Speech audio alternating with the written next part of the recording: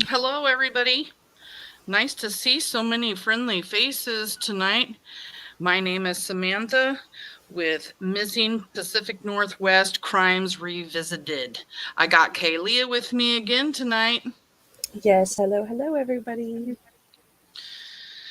Oh, how is everybody doing? Oh, Halo Art is here. Jane. Who else we got in the house? So excited tonight to get on Chaos Queen, Mischief. Everybody's talking in the chat room. Thank you guys all for coming over. We do have way too many people missing in the Pacific Northwest. I Yes. just want to say thank you to the Spirit Seeker Squad. That was too many S's. Thank you so much for your help today on that video. We really appreciate you. It fits right in with what we're doing today. I'm glad to have you. Follow her link, it's in the comment section. She does some amazing videos. How is everybody doing tonight? Oh, sorry, I was barely making it to our time because I'm still dealing with a sick kiddo. Oh, So, boo. yep, I might have to tuck out just a little early, depending on if he goes to sleep now or not. We'll see. He slept all day and now he's kind of fighting it. Well, don't do that to me because you are I the know. smart gal with the documents. That's the plan. Okay, I do have my husband here. He's kind of I on know, I backup, know. but No, I can't blame you if you got to take care of the kiddo. I will wing it if I have to. You already yeah, know. yeah. So listen, we've got some information we want to share with you guys about Stacey Wondra. I don't know if everybody has this information or not, but we did a little bit of a deep dive in his past. And tonight's live, Stacey Wondra, a danger to himself and others. We do have some court docs, and we just want to talk about his past and what he's been doing since he was like 11 years old. We went, or not 11 years old, to 2011. Sorry. Um, we were able to find his mom's Facebook and do some digging and just add some stuff up that we put together in like a long timeline. The court documents will come more towards later because they are like 2019, 2020. But yeah, we're just excited to share some information that we haven't seen shared yet about Stacey Wondra. Some of it has been shared, but not all of it. So let's just start with 2011.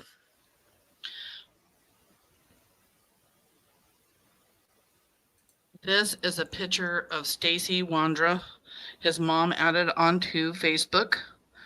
And she is saying that she gets to go watch Stacey. And I can't finish reading any of it, of course, because of my dang screen. Can you read that? Yeah, she's posting in 2011 that she gets to go watch a scrimmage basketball game for Stacy in the Special Olympics, and she can't wait to see how he does. So yeah, that was something that when I was looking at posts about Stacy, that came up, and yeah, just kind of, I mean, you don't really get that impression from him through his um, interviews that he gives. You know, all those interviews that he does mention that he has disabilities and things like that. But, and I don't want to be discriminatory because I do know that a lot of disabilities are invisible. But yeah, this does kind of confirm it for us that all the way back in 2011, his mom is talking about Stacy being in the Special Olympics. Exactly. And you pretty much covered everything. Just, he really does seem like, you know, he's pretty competent when he is um, doing these interviews to an extent. I mean, you can't believe a damn word he says because he's a liar, but he seems fairly competent. I feel like he uses his disabilities as an excuse, and we'll get into that further the further along we get. Another shout out to everybody. Thank you guys for being here.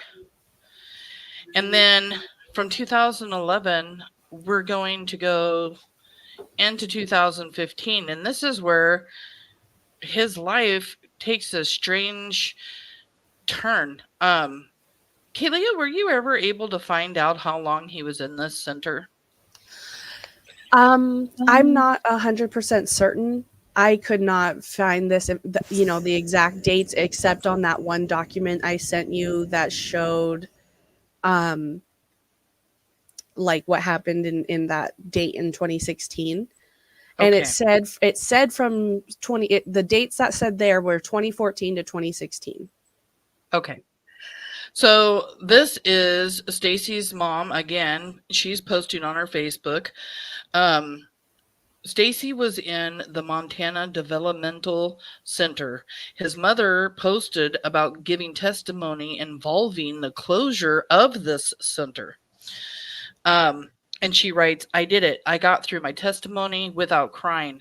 Okay, maybe a couple of tears. This is so difficult. The bill before the House is about closing the developmental center due to abuse and neglect. I know that there were some good workers there. Many witnesses came forward to testify for both sides. Bottom line is abuse is not okay. Something has to be done to help people with developmental disabilities and mental illness. I am so frustrated. I want to do something. Where would I start? I tried to call Stacey tonight and the home wouldn't let me talk to him. Lord, I need direction. I am so angry. I could spit nails. Right. Sounds like an angry mom, and it sounds like she's really, really passionate about him being at this developmental center here in Montana. Yeah, and that was right in smack dab in the middle, I think, of when he was living there. 2015 is when she posted that. And here's an article. It is titled The Sad Story of George and MDC, which stands for the Montana Developmental Center. And we can read this. Is this just a screenshot, or are you going to scroll on it? I'm going to scroll on it. I've got the whole article here. Okay.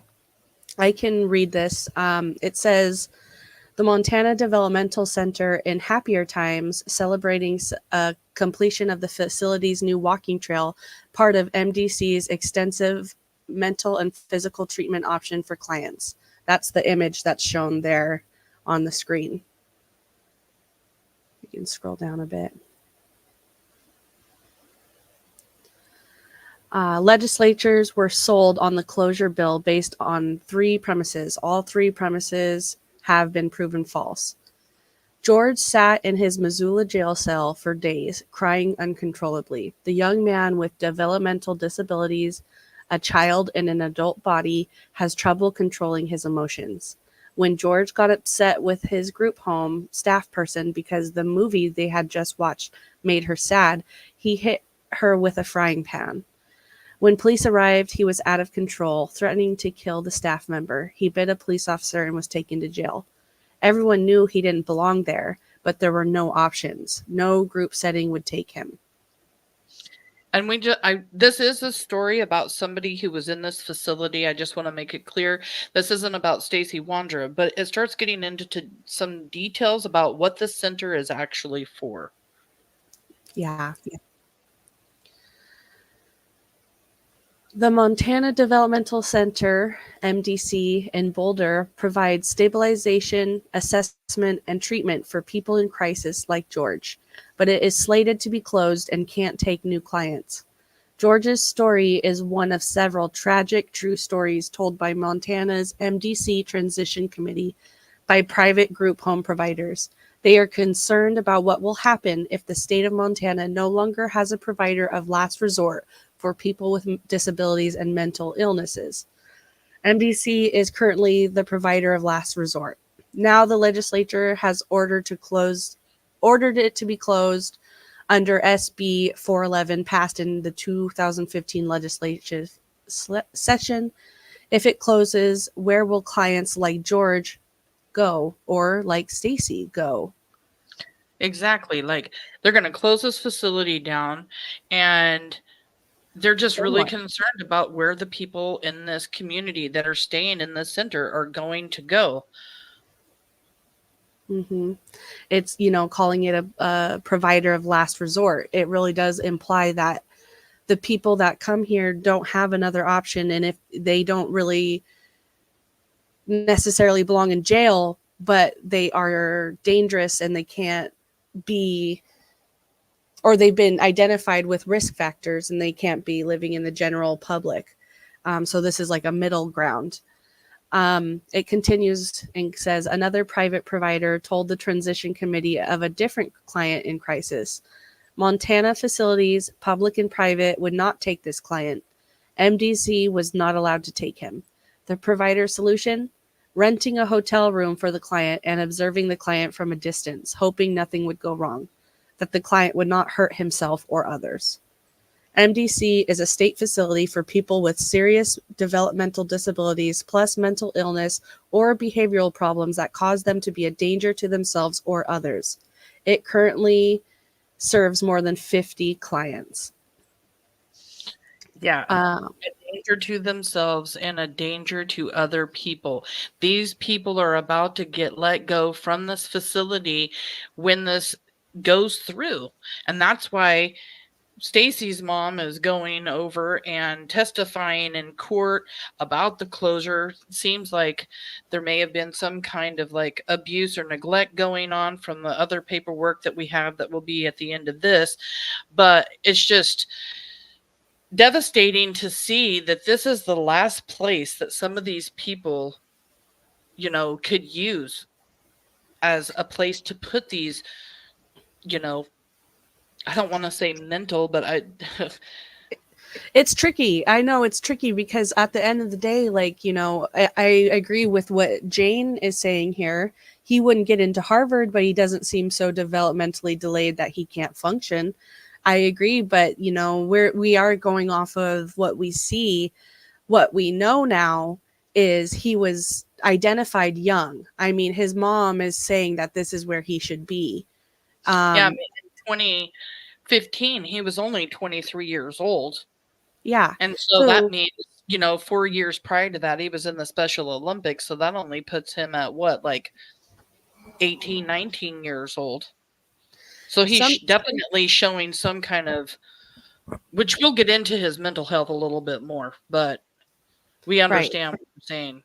Yeah, you know, I think that you know, Halo, I'm going to reply right now. Exactly. I think he is smarter than he wants others to think. I think we are in agreement with you, and we will go into that after we kind of stop talking about this center.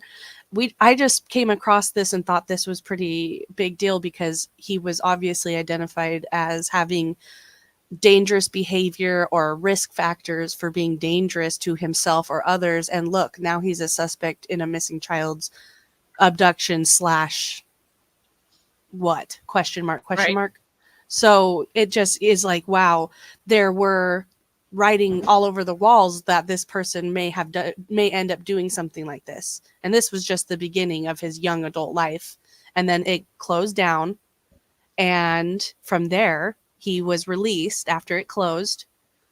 And yeah. Um, Did you want to finish reading this? oh, yeah. Thank you. I didn't realize we switched pages. MEA MFT Executive Director Eric Burke serves on the 15-member committee. The committee has been meeting since June 2015 and will be disbanded by June 30th, 2017. Committee members include legislators, state agency representatives, parents of disabled people, county commissioners, and advocates. Painful process. It has been a very painful process. It has been very painful to hear the stories of people who need these intensive services and to learn the hardships they will face because of SB 411, Burke said. Frankly, it makes me angry to see this happening. When the transition committee toured MDC at the beginning of their deliberations, we were impressed with the facility, the treatment, and the quality of the staff, said Burke.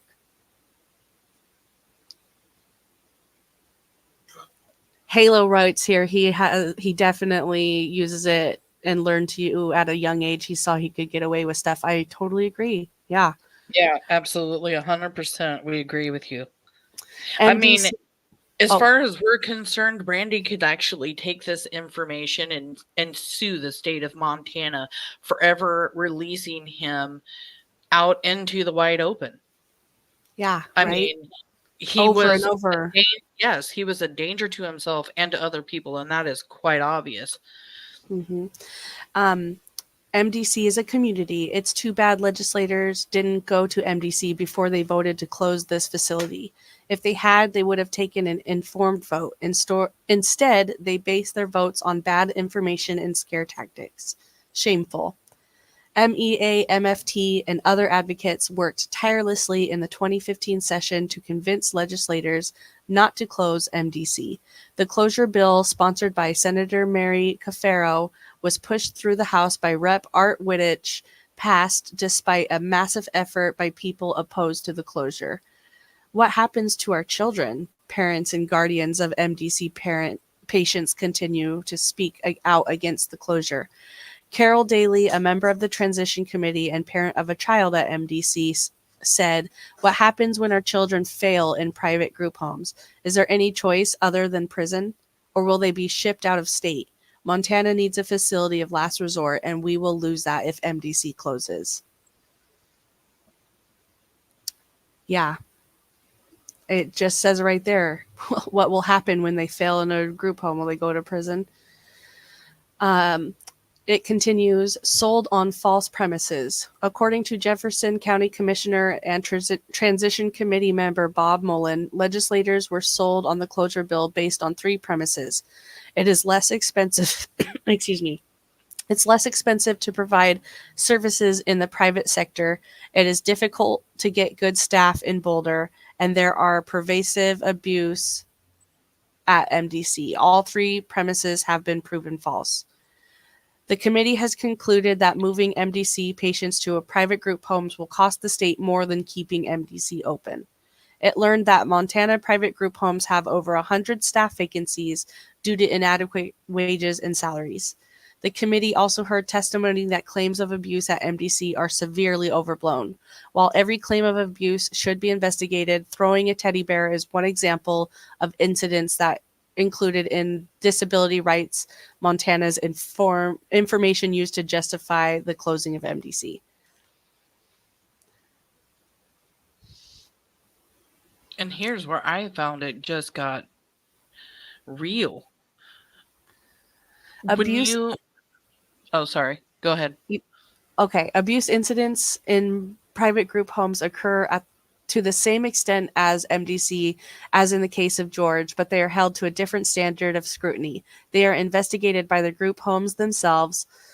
Just one private community provider, Aware in Butte, had 18 incidences of substantiated abuse/aggression in the last year and 2 in the last month, with at least 1 resulting in a felony charge against an Aware staffer.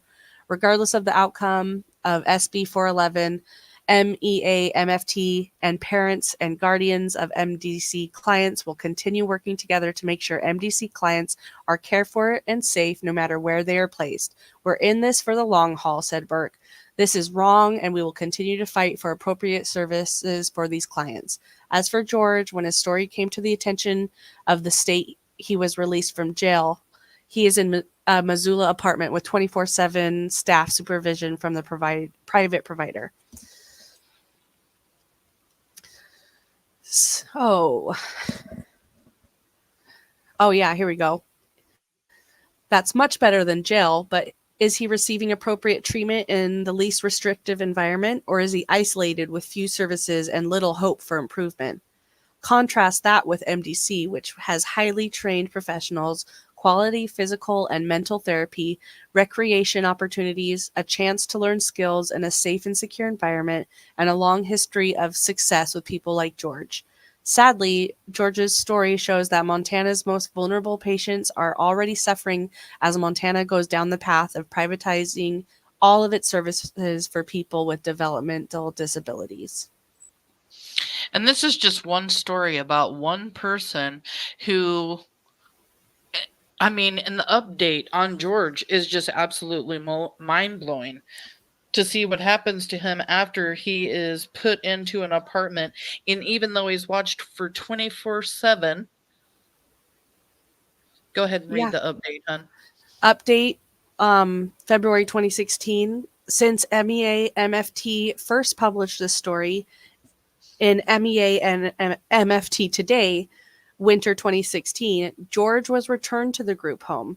He had another violent outburst, hurt others in the group home, and tried to kill himself. He was taken to the hospital where it took 6 people to subdue him. With MDC unable to take new patients in light of SB 411, there is no placement of last resort for George and others like him. Yeah, and like, this is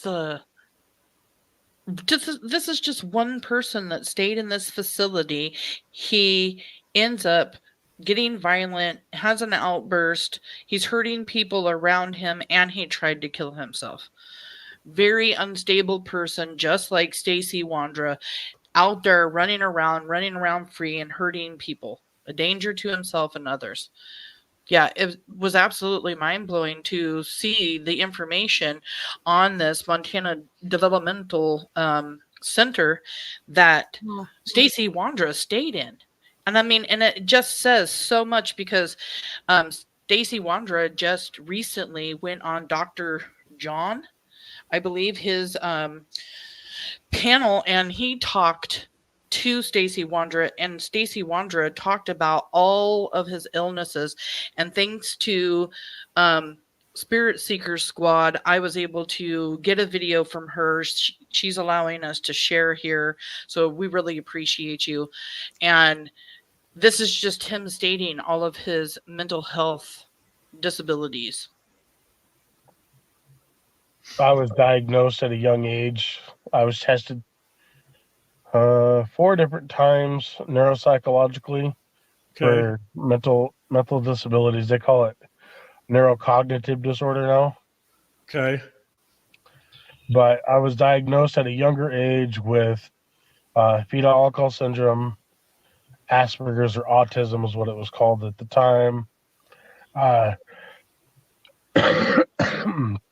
Intermittent explosive disorder, or IED. Okay. Bipolar. Okay. And then that was when I first got tested. And then growing up, I got tested when I was like 10 or 11. Okay. Again.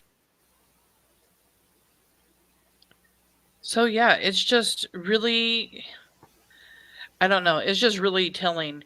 There was some paperwork that was also done because there was a lawsuit. I mean, there were 33 claims against the center filed from the Public and Health Services against Montana State and the center. Stacey claims he was physically assaulted by the staff on September 27th through the 29th there at the facility or the center. And we had to take off a lot of names, but a lot of, from what you can see here, there were a lot of neglect claims.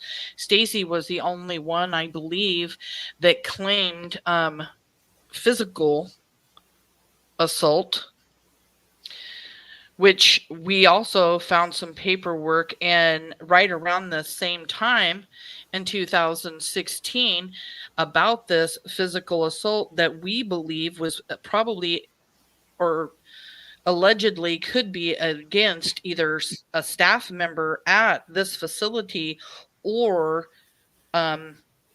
somebody else that was at the facility. Yeah, the timing matched up. We couldn't get too much information, but yeah, we did see that Stacey was reported as going to court at for an assault charge that happened in September of 2016. And I am pretty savvy at getting documents. It's something that I've done. I have long story short, I love genealogy, and that involves getting documents. And Stacey's are oddly hard to get. They are redacted, they're sealed.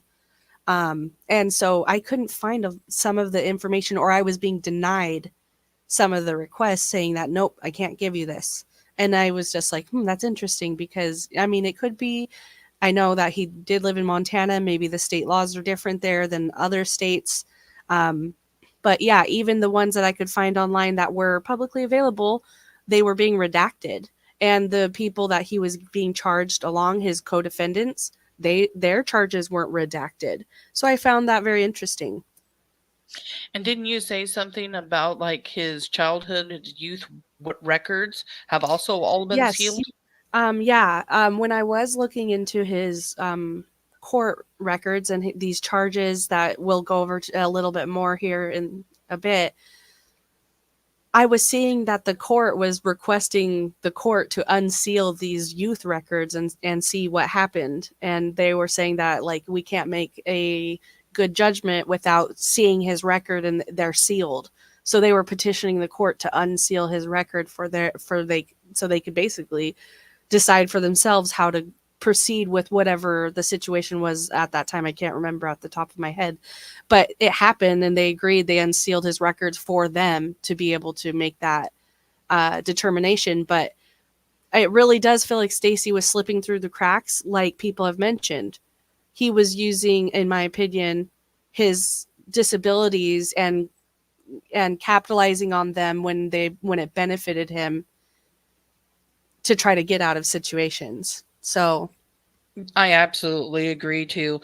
I mean, because he is coherent, he can talk, he is somewhat intelligent to have all of those interviews and talk about everything.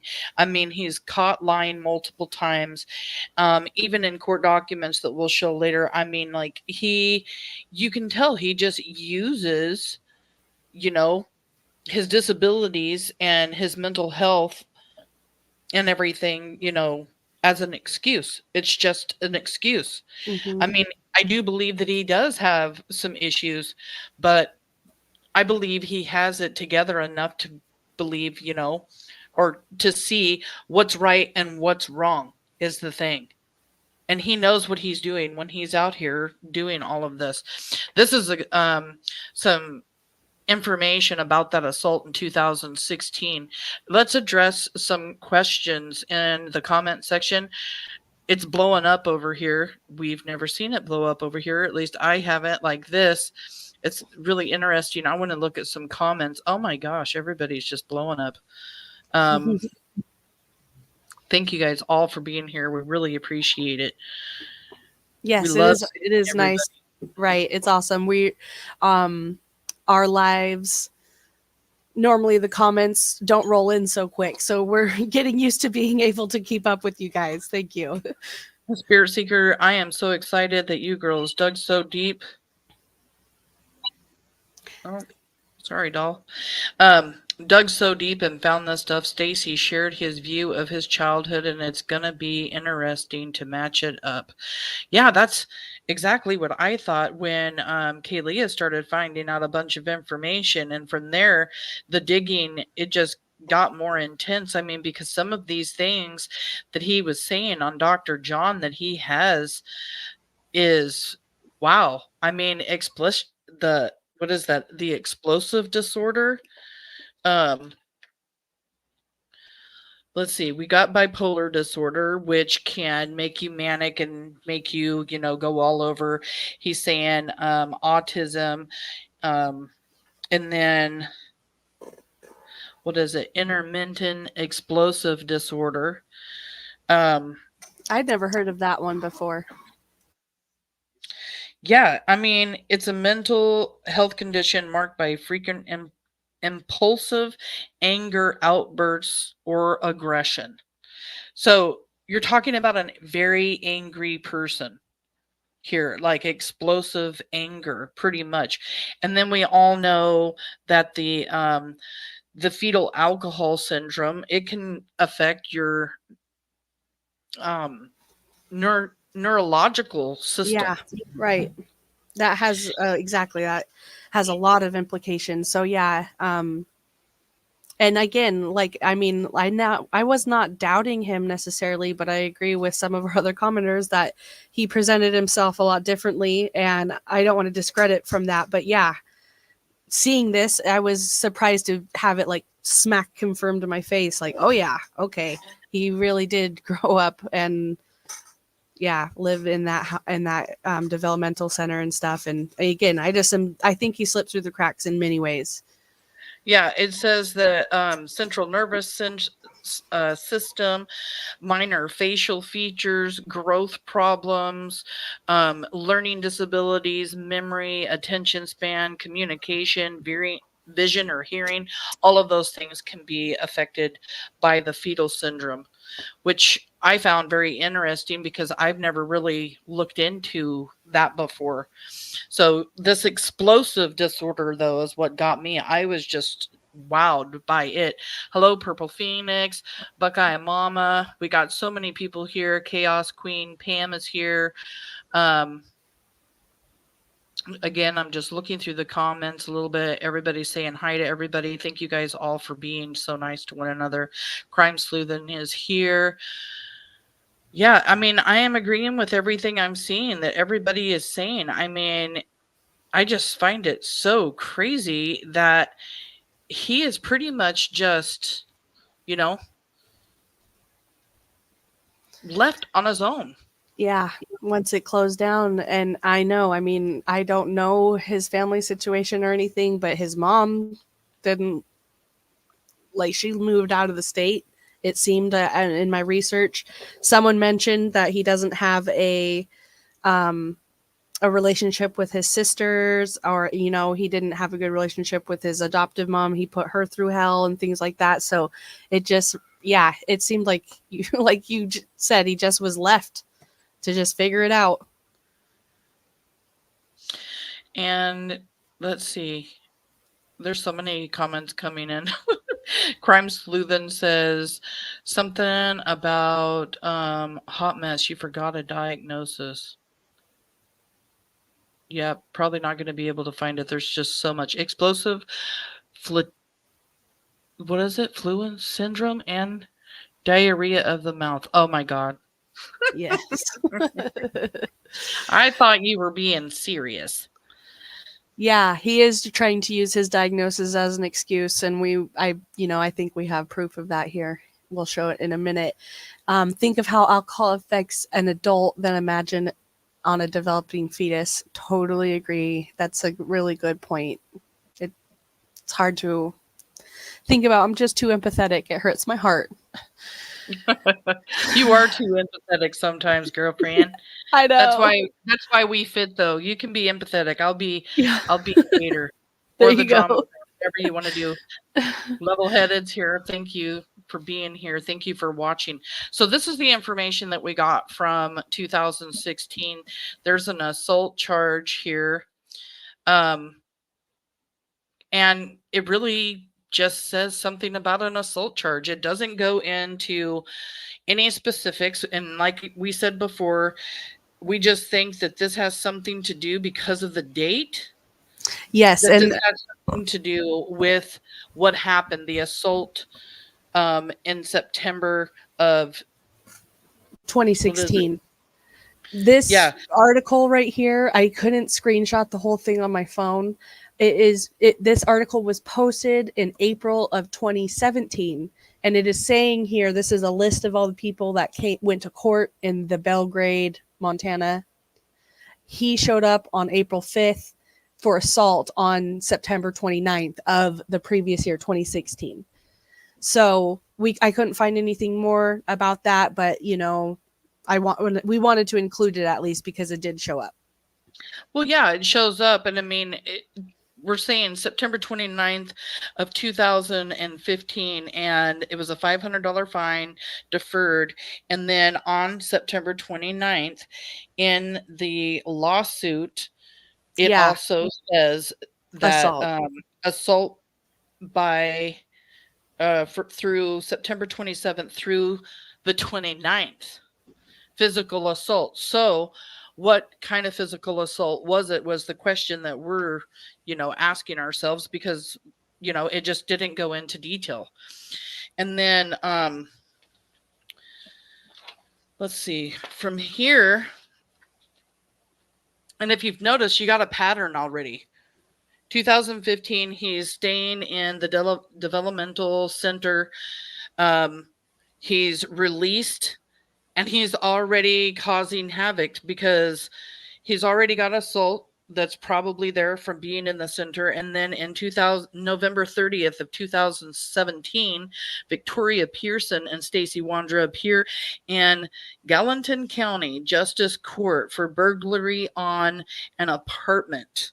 Stacey was 25 at this time. And this is this information here. This is Victoria Pearson. This is them sitting in the courtroom. Yeah, November 30th, 2017. So this was just this was 1 year-ish, a little over a year after that place closed. He already is dealing with assault earlier in 2017 through the court. And now here he is on November 30th in handcuffs, in jail oranges, sitting here about burglary. And so, yeah, it just didn't take long at all for that crime, that behavior to begin. Yeah, not very long afterwards, for sure. Yeah. Okay, yeah, here we go. I was going to say, do we have this read? This article says 2 people were arrested after deputies say they burglarized a Belgrade apartment where the resident had posted on Facebook about having free items to give away. Victoria Pearson, 20, and Stacey Wondra, 25, were arrested Wednesday and charged with felony burglary. Pearson was also charged with felony possession of dangerous drugs after detention staff found methamphetamine on her following her arrest. Wondra's bail was set at $1,000 and Pearson's at $5,000 by Gallatin County Justice Court Judge Rick West during a Thursday morning court hearing. Sorry, somebody sent me a message and I was reading it. I'm going to go forward. At 4 p.m. Wednesday, a woman reported to Gallatin County Sheriff's Office that her apartment had been burglarized. The woman, who was moving the next day, said she had posted an ad on Facebook to give away some items that she didn't want to take with her. That afternoon, she said she came home from work to find her door wide open and that several items were missing, mostly clothing. I can't believe they go and rob a house after a post on Facebook. Yeah, I know. Can't wait to talk about this. A Right. neighbor reported that earlier in the day, he saw a truck with a man and woman come through the parking lot. Both times, the neighbor said he saw a man approach the woman's apartment. The second time, he said he saw both the man and woman go into the apartment.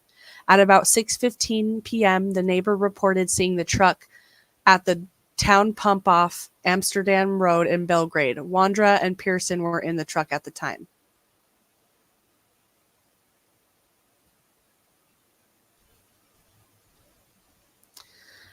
Wondra told a deputy that he had seen the Facebook post and went to the apartment. He said he knocked on the door but didn't get an answer. He admitted that he opened the apartment door but claimed he just wanted to see if anyone was home.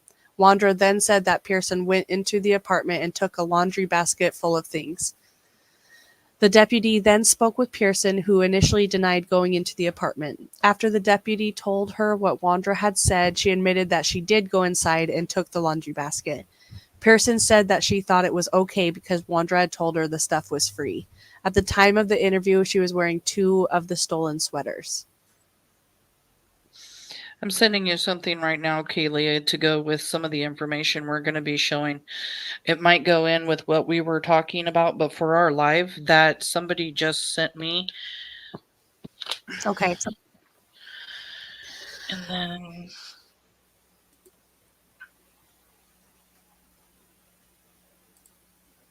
here's that next piece of this. The 2 were arrested and taken to the Gallatin County Jail. While Pearson was being booked, detention staff found a bag of methamphetamine in her wallet. Wow. So yeah, is that the end? Mm-hmm. Yeah, that's so crazy to me. And again, it just reminds me of the interviews that he's been doing and how he's just denying it and playing innocent, and that he doesn't know, like, oh, I saw this little boy, but, just all the stuff he said playing innocent. It's the same as, oh, I knocked on her door, no one answered, and I thought it was fine to go in there, or whatever he said, like some stupid excuse. And it just is like, really? We all know that that's a bull-faced freaking lie. But here we are, being being manipulated by somebody, or who's trying to manipulate. Right. I mean, to find a Facebook and somebody says they're giving stuff away does not mean you can just go in and take what you want. Is how I feel like that happened. Like, just take what you want, go rob the place. That was just insane. And then here we go again with drugs being involved. It seems like everybody that any of these suspects hung around with had some kind of a drug issue, something drug related.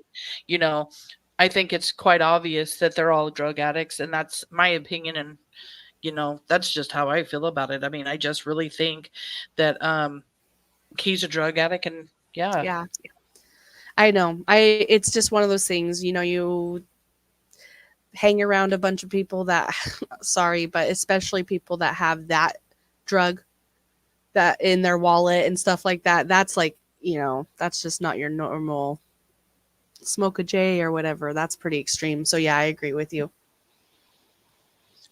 And then let's see. Now, is the information that I just sent you, who sent that to you? Because you know what's funny? I paid for this to get unlocked through Pacer. So whoever sent this to you, you're very welcome. yeah, we have a few friends. yes, that was me, guys. I unlocked these through Pacer, and actually, Pacer is a great program. If you do it under $30 in a month, then they don't even charge you. So actually, this was free. Just took time. Yep. So then here so that was 2017 with Victoria Pearson, and then them getting in trouble with Gallatin County for burglary. And then we're going to move on to March 2018. Yeah, not even very long after. It's crazy. Belgrade man sentenced for firearm violation. So this was published in April 4th of 2019. But they're talking about an event that happened in 2018. So it says a Belgrade man who admitted lying when he bought a semi-automatic pistol in Livingston was sentenced today to 9 months of time served and 1 year of supervised release. So he was not going to spend any more time in jail after that, but he was going to be on supervised release. Stacey James Wondra, 26, pleaded guilty on December 6th to false statement during firearms transaction. That would have been December 6th, 2018. So he pleaded guilty December 6th, 2018 to false statement during a firearms transaction. U.S. District Judge Susan Waters presided. Prosecutors said evidence showed that Wondra was charged in Gallatin County in December 2017 with felony burglary and was released on conditions including he not possess a firearm. So in 2017 is when he was told he wasn't allowed to possess a firearm. Through that burglary charge that we just talked about, the Facebook burglary. So they're like, that's your slap on the wrist, okay? Don't possess a firearm, amongst some other things. But not even 3 months later, he's buying a 9mm semi-automatic pistol from a pawn shop and lying on the paperwork. It says he bought it at the pawn shop in Livingston. Oh, by the way, I'm going to interrupt you. Don't forget, do not GUN. Oh, and try not to describe the GUN either. Sorry. Because they don't like that either. I'm just letting you know, we're not even monetized yet, people. We don't have to worry about it I know. as much. But geez Louise, YouTube. It's like, I'm just reading a flippin' news article, YouTube, but no, you're right. I know they don't care about that. um, on the paperwork for the transaction, Wondra answered no to whether he was under indictment or information for any felony charges. Wondra's answer deceived the firearms dealer about his legal status for buying a GUN. 5 days later, Livingston police responded to a report of a person being held captive with a GUN at a motel. Wondra and another person were hanging out at the motel, and others confirmed that the pair had been handling the 9mm GUN throughout the weekend. The two got into an argument in the motel room, prompting law enforcement's initial response. Wondra told officers he had purchased the GUN a few days earlier, and the GUN was found during a search of the room. Wondra then went back to the pawn shop the same day and pawned the GUN he had purchased 5 days earlier. So is there a difference between spelling GUN and pew pew, or is just pew pew what everybody uses? Because it doesn't matter to us, but I would like to know for when right. we are monetized. I would like to know too. My goodness. Jump through their hoops. I'll do it, but which one? But yeah, I mean, here you got him, going and purchasing a pew pew, and then 5 days later he's like holding somebody captive, and then right afterwards he's like going back to sell the pew pew.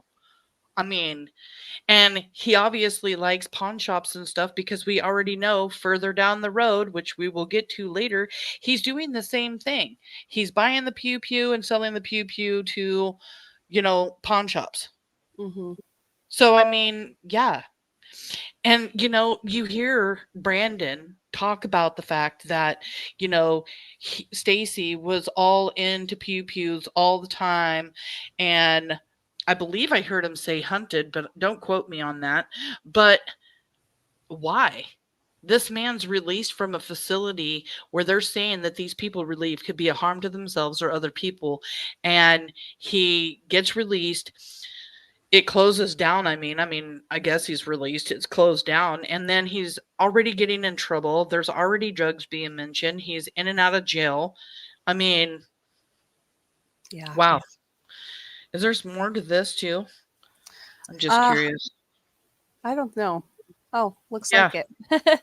Assistant U.S. Attorney Brian Dake prosecuted the case, which was investigated by the Bureau of Alcohol, Tobacco, Firearms, and Explosives. The case is part of Project Safe Neighborhoods, PSN, which is the centerpiece of the Department of Justice's violent crime reduction efforts.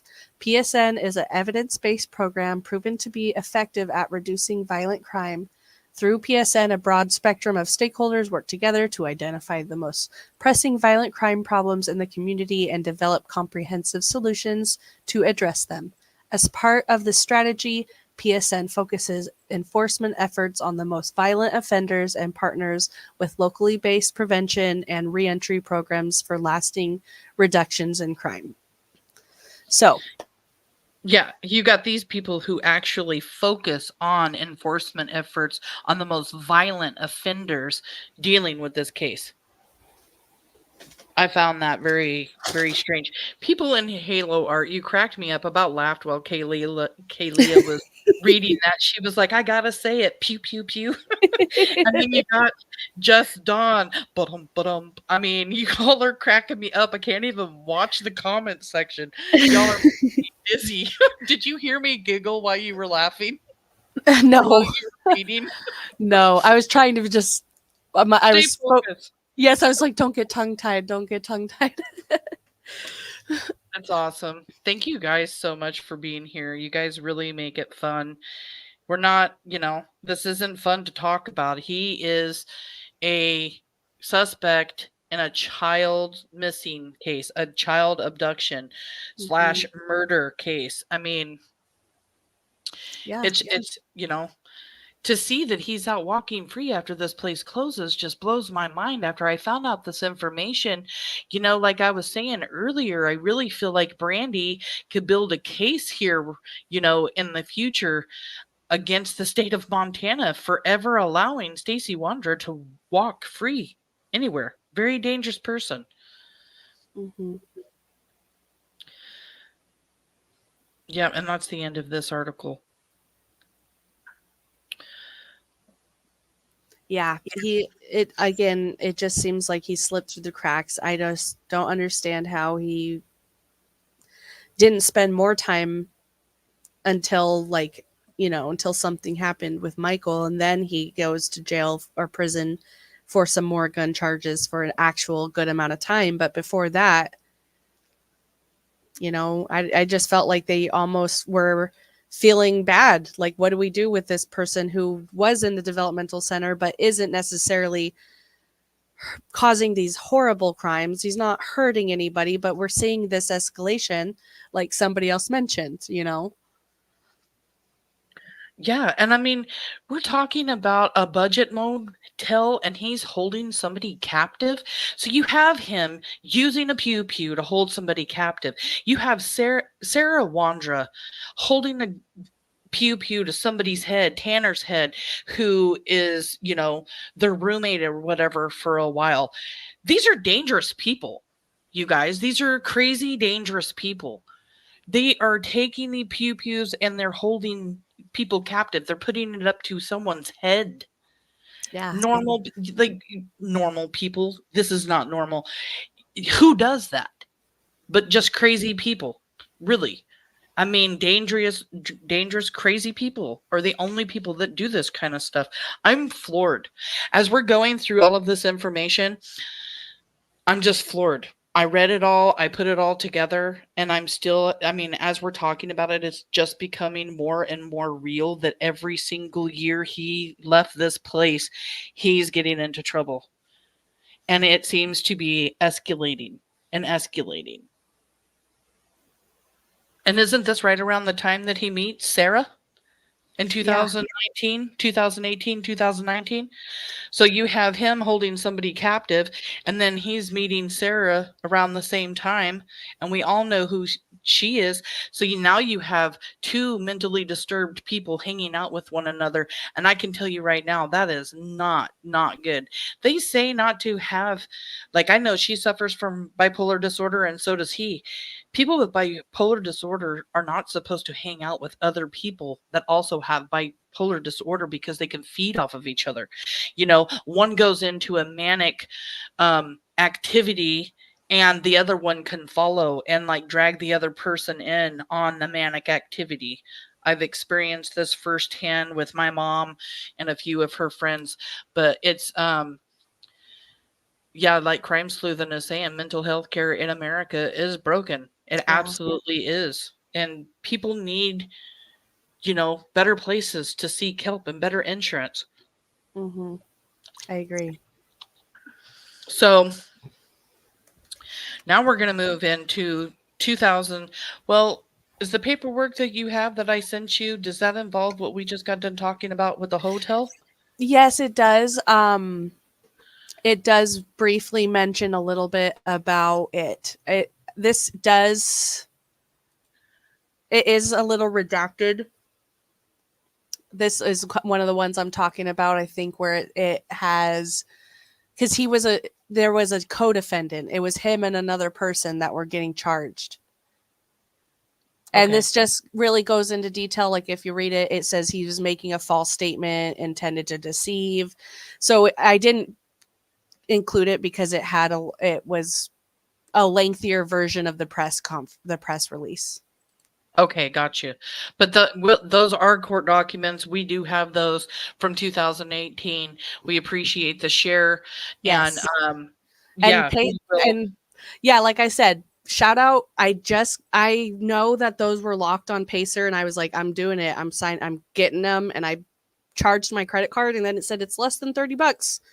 So you don't have to worry about it. And I'm like, okay, well, that's cool. So I did try to request documents, like I said, through the state of Montana, and I was denied. They said, nope, I cannot get those. So And we've ran into this before in another case trying to get records. And we know that those records we've tried to get before, we were denied because those court records were being used in the actual child missing case.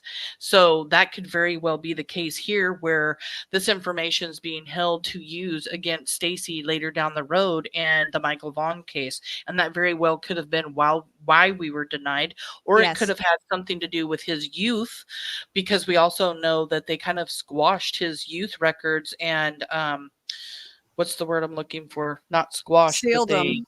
They sealed sealed them. them. That, or maybe it was something mental health related. Just any one of those reasons. But yeah, they did deny me. And so, we got that through Pacer. I'm grateful those are there.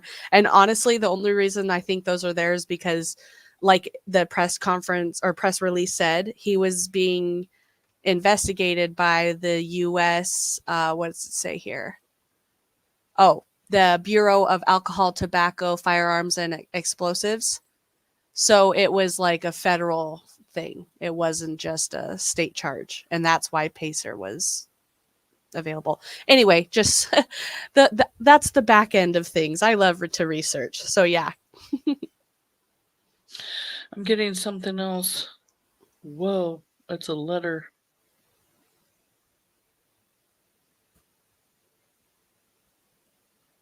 I'm going to send this to you, Kalia. Okay.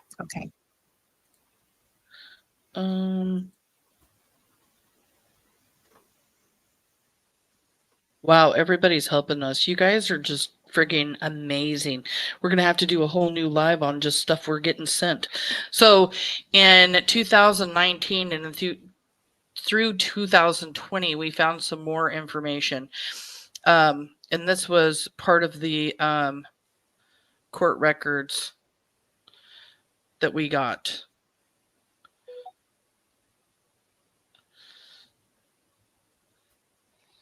Yeah, I have not seen this one. I did not get this one.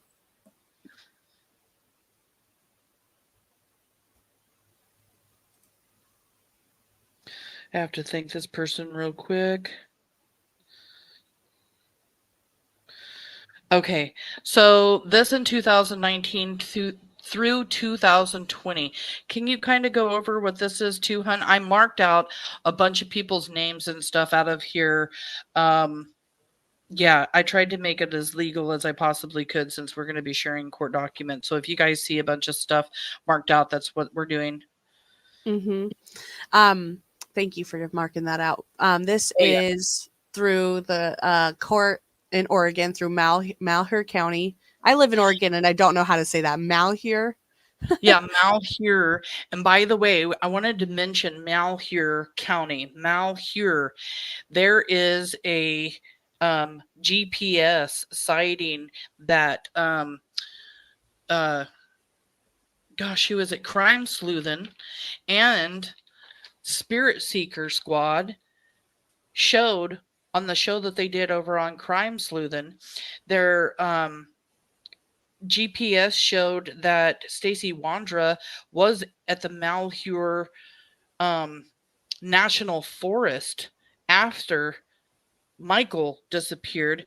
I did text Crime Sleuthing, but I have not heard back. Spirit Seeker, do you know when that GPS puts him in the Malheur forest? I'm just curious of the date because I don't know. I saw this going on in Malheur, Oregon, and then I'm just like, wait a minute, that's the same place where that state forest was that his GPS said where he had visited.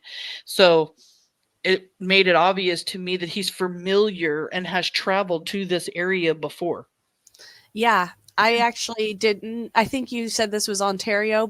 That's where his lube business was. So, yeah, I think this was somewhere that they did probably do a lot of business personally and business wise. But this document here is from 2019, December 2019, and it's talking about Stacey Wondra on or about October 11th, 2019. and Malheur County did unlawfully and knowingly commit theft of merchandise, the property of Walmart, by selling the property, defendant knowing that the property was the subject of theft. So they charged him with a couple counts of theft from stealing from Walmart. And Yep. yeah. That I'm was looking- in 2019. So that was just a year after he was already in more trouble. What does this say about the $20,000? It says that- that's his bond. Oh, okay. Yeah, I can't read it too well on here, but it's something about his bail. Yeah, bail being set at $20,000. And then here's the letter that we found that Stacey Wondra wrote while he was in custody. So this was in 2020, and this I don't know. It doesn't make sense to me because the dates are confusing. He wrote this himself, and he wrote it up at the top of the letter like a actual court document would be titled. And he titles it "Request for Dismissal," or in the alternative, "A Global Resolution." And he writes, "I am charged with 2 misdemeanors in your county," and puts the codes. "At present, I am in federal prison in Sheridan, Oregon. I will be released in May 2019. And what I don't get is he was charged in December 2019. So I don't know why he wrote, "I will be released in May 2019. Right. Don't get it, because he later dates this March 2020. But anyway, he writes, "I am bipolar and I have autism." Just a sec. I put those pictures up in between pages because this thing travels so quickly. I have to be able to have warning that something new is coming to pause it. It says he had bipolar, I have autism. I was over medicated at the time of the incidents in your county for my mental problems. I am due to return to my home and medical facility in Montana. I will receive care there and not be returning to Oregon for any reason. To be honest, I do not know why I was even in your county or the circumstances that led me there. I plead no contest." Pause for just a second. He says right here, "I am to return to my home and medical facility in Montana." And in my opinion, I feel like he's talking about that center that was closed down, and he's trying to fool this judge or whoever this letter is going to go to. Yeah. Yep. Again, here we go with the manipulation. Totally agree, Chaos Queen. Yeah. Yeah, because he goes on to say, "I will receive care there." Yeah. Like he's on a care plan with this medical facility in Montana when they were outlawed years earlier. Right. And it says, "I pled no contest and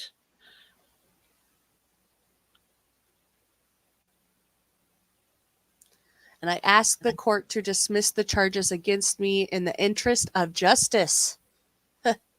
duh." In the alternative, I ask the court for a global resolution. This resolution could be in the form of a fine and or probation to run concurrent with my federal parole if you think that is necessary. The writer argues on behalf of Mr. Wondra that it is not necessary to punish the defendant further, as he..." Talking in third person. Yes, now all of a sudden he's switched to third person. "He is Yep. not sane enough to realize he is even being punished at all." He's writing this about himself. "Jail is not a good place for someone who should be in a mental facility. To me," I'm pausing, "that was probably said to him over and over. And now here he is saying it to the judge. Jail is not a good place for someone who should be in a mental facility. He has that treatment on his return to Montana, and in my humble opinion, any delay in getting him there would not serve your county or courts. It is my hope you will just let him go home and take advantage of the care he has under before his 9-month federal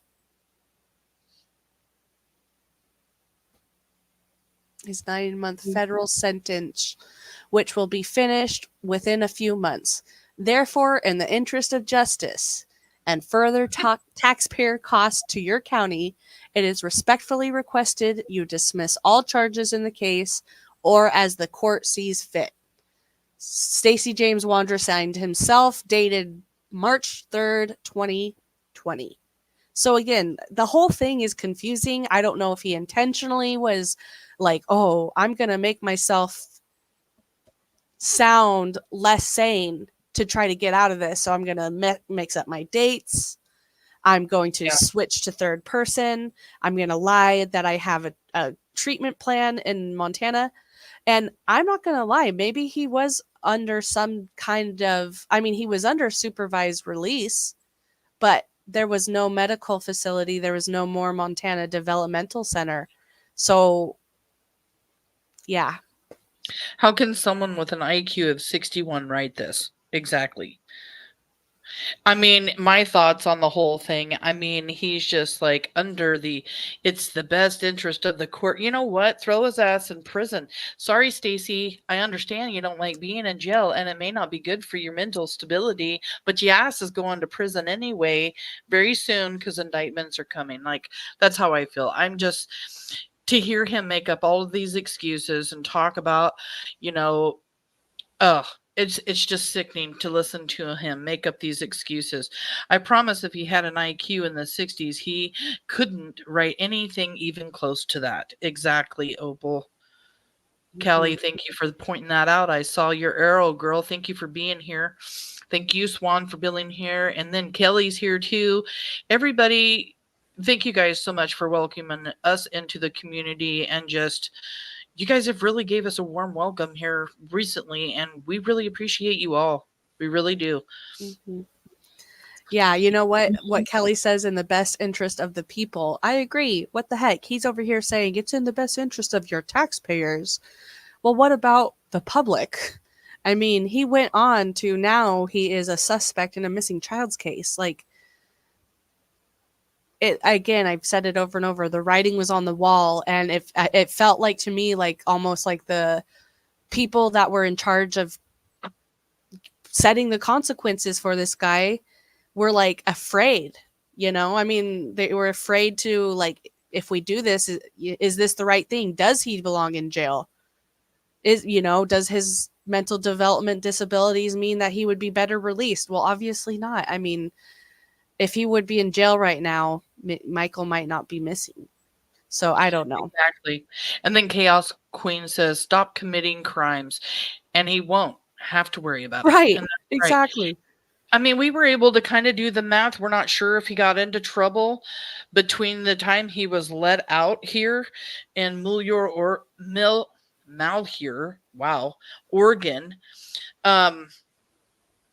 But it looks like there was about a year and 4 months. Like I said, we haven't found anything in this year to 4 months. But all of a sudden, here comes July 27th, and Michael's kidnapped. And then here he is. And it's just like, wow. He is there. He's responsible. And now he's being named a suspect. It's just absolutely insane to think about that, only a year goes by and he's involved with a child abduction. And again, right, he's hanging out with Sarah Wondra. Sarah Wondra's ex said that she talked about kidnapping people. She wanted to tie them up. She wanted to see what was going to happen. And where did she want to go from there? Did she want to hurt these people, walk out the front door? Like, where was she going to go after she kidnapped these people that she constantly talked about, that scared the life out of her ex-husband so much that that's why he decided he wanted to leave her? That's why he decided to leave her. And then you have Sarah getting in trouble over the pew pew and her roommate. And then she rolls on Stacey, and Stacey gets in trouble in May of 22 because, you know, Sarah rolled on him and then let the officers know that he was going to a pawn shop to sell a pew pew for $425 in Payette. I'm pretty sure it's Payette. This So is, all this of is us, Sarah's huh? on the screen. What are we looking at on the screen here? This is May of 2022. I would just wanted to go over the fact that he is arrested and sentenced to 17 months time. He was given credit at the sentencing earlier this month and was expected to serve another 4 months in Ada County jail under the custody of the U.S. Marshal Service. However, KTVB learned the Bureau of Prisons directed the Marshal Service to release him because he had completed his sentence, because he got in trouble for selling the pew pew. He's not even supposed to have them. That's said back in 2017 when he does the burglary. And I'm betting, I don't know, I have a feeling that this burglary thing may have looked into his past a little bit and saw his mental instability, and that's why it was said that he couldn't have any pew-pews. Oh, that, or it could have very well been the burglary itself. But I mean, you look up somebody's mental history and It yeah, matters, right? Yeah, exactly. That mental health does matter when you're purchasing a pew pew. I know. Doesn't it sound crazy to say pew-pew? Yes, it does. And my husband, if he was around me, he'd laugh so hard because that's actually one of his like hobbies and interests. So to hear me just randomly say that, he'd be like, "What the heck are you talking about?" So Spirit Seeker just sent me the information talking about the Malheur National Forest, and that was May 2nd of 2022. So that was just 4 days before he was arrested and ends up going to Ada County for 17 months. So yeah, he's familiar with that area for sure. Thank you, Spirit. I appreciate it so much. And something that Crime Sleuthing and Spirit had also pointed out that I just want to play Hey, is him talking about their phones being taken by law enforcement after, or he feels like he's set up on May 6, 2022. you can, your phones are able to be picked up because they had confiscated all of our phones. So they were like, your phones are good to be picked up. You can come and get them. When can you pick them up? I was like, well, I'm in town all day. I'll pick them up at 9:00 tonight, which was May 6th of 2022, 2020, April, May, yeah, 2022. So I went down to the police station in Fruitland, called dispatch because it was 9:00 at night, called dispatch, told them that I was there to pick up my phones. Law enforcement met me outside, and then I had my dog with me at the time, Oakley, the one that you guys have pictures of. I then was told to get out of the car and asked to show my ID for verification. It was like a setup, and they arrested me for felon in possession of a firearm. So there you have him saying it. He was arrested for the firearm. He tried selling it for $425. Sarah threw him under the bus.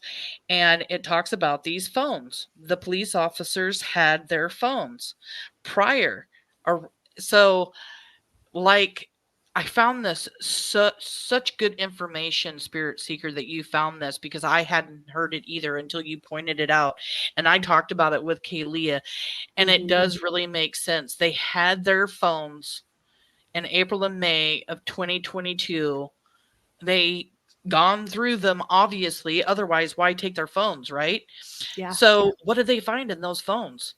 Is that what got law enforcement honed in on Stacey and Sarah Wondra? What was in those messages? What was in those phones? What pictures? What, like, it's just crazy information. It And the is. cops, I mean, that's totally interesting to think about. I know a lot of us are true crime people, and I watch a lot of interrogations and listen to how, 2020 and all that stuff. And you would think that they wouldn't take their phone if they didn't have a reason to, like I do find that very interesting. And yeah, what did they find on there that led them yeah, to keep looking? Opal says, and the cops said, "You've been punked." Put your hands behind your back. That's right. And cops don't typically take your phone for a pew pew No. offense. I mean, Yeah, what really, are they taking their phones for? for some reason, who knows, but whatever law enforcement officer decided to do that, good on you, because I do think that Spirit Seeker, that was very, very smart. I never thought of that, but yeah, makes total perfect sense. And that letter that I sent you, are you able to read that? What is the date Yeah. on that? That is actually from March 11th, 2019. So before he was even arrested, or before he even stole from Walmart. I can read it real quick. It's a letter that he wrote, another letter that he wrote to a judge. It says, "Dear Honorable Waters, hello, this is Stacey James Wondra. I'm writing this letter in regards to sentencing on April 4th, 2019. Your Honor, I have been in federal custody since July 17th, 2018. My guidelines is 12 to 18 months. Your Honor, all I have are traffic violations on my record. What I would like to talk to you is about my sentencing in hope of what I would like to ask for. Your Honor, I have a full IQ scale score of 62, which is mentally, developmentally disabled in legal standpoints. I've been diagnosed with this IQ 3 times in my life, and it still is the same. Your Honor, my biggest downfall of my disabilities is impulse control and poor decision making, which is caused by my fetal alcohol syndrome. Your Honor, my disabilities are fetal alcohol syndrome, bipolar, IED, or intermittent explosive disorder, and Asperger's. I was hoping, if I may ask you to consider a term of 6 months to 1 year probation, as I feel with all and everything in my heart I've learned my lesson. I know I was wrong for my false statement, but please don't sentence to more jail prison time, Your Honor. Please give me a chance to succeed. I know I can do it, just a step at a time and one day at a time. I have a place of residence lined up, a job ready for when I get out, a vehicle, insurance, a life. Please, Your Honor, I don't feel more jail time is beneficial. I feel like I'm getting institutionalized already, being in for 9 months. So with all due respect, Your Honor, please work with me. Thank you, Stacey Wondra. And when is that letter dated? March. So this must have been in regards to when he was sentenced for the gun charge, because it was dated for March 11th, 2019. And that press conference says he was sentenced for the firearm violation to 9 months of time served and 1 year of supervised release in April of 2019. So he was probably arrested and waited in jail for his trial, and then that was what he was his sentence. Yeah, Levelheaded says the point is he gave a false statement in that one too. Oh yeah, for sure. He's just a liar. He's not, and you know what? I can't believe it. I know states aren't necessarily the best at talking to each other. We know that in the Kyron Horman case when Terry and her gun situation or her pew pew situation. But similar to here, it's like, how can he get away with lying to the judge in these letters and them not like fact checking it? I guess it just is beyond me. I mean, he says I only have a traffic violation in my record. What about the burglary? And the assault? He lied about what he did and then admits afterwards, meaning he is lying now and will admit it at some point. Yeah. You know, it's just really sickening to put this all together and just know that it's been an ongoing thing since he was released from that center. And then, yeah, in July of 2021, Michael Vaughn comes up missing, you know, and we know because law enforcement is saying so that it was an abduction. They were able to rule everything out, which means 4%, you guys, 4% chances of him being abducted, and he was abducted. And then you have Huff saying that dogs alerted in the backyard, evidence in the house. They know that Michael Vaughn's body was moved from the Wandra's home to somewhere else. These suspects are out there. They know where Michael is. We have a family who is suffering, and they're not doing anything about it. And it's just a matter of time. One of them's going to roll. I'm betting my money on Sarah. I don't know why I feel that way. I feel like she's already in prison. She doesn't want to spend more time than she has to. She's going to roll because she's already there and it doesn't matter to her anymore. The longer time she spends there, the more she realizes that it isn't even going to matter. So why not roll? And then you have Crime Sleuth and Justin working together, going through all of that information that they found when Stacey sent information over to Crime Sleuth, and there's pictures of him FaceTiming with Sarah at the beginning of this month. They're still talking. They're still buddies. Yep. You know, they may be getting a divorce that he just filed recently, but yeah, I just find it really strange and unusual that he wants everybody to believe that he's no longer talking to Sarah, but he is. And, you know, they're sticking it out together. But let's face it, Stacey is a dick. He's going to end up pissing Sarah off, and she, I feel, is going to be the one to roll. I love Justin too. He is amazing. I'm betting Brandon or Sarah. Stacey is lying in circles and begging for pennies. Yeah, absolutely. I think he's going to lie till he dies. I don't think he'll ever tell the truth. He's going to deny because that's just the type of man he is. He's a complete narcissist. He believes his own lies. He's a piece of shit. I mean, let's just give a tip and then turn around and say, oh, it was a fake tip. No, it wasn't. You just weren't expecting them not to find Michael in the backyard, Stacey. Come on. Yeah. Absolutely, there is no way his IQ is 60. Yeah.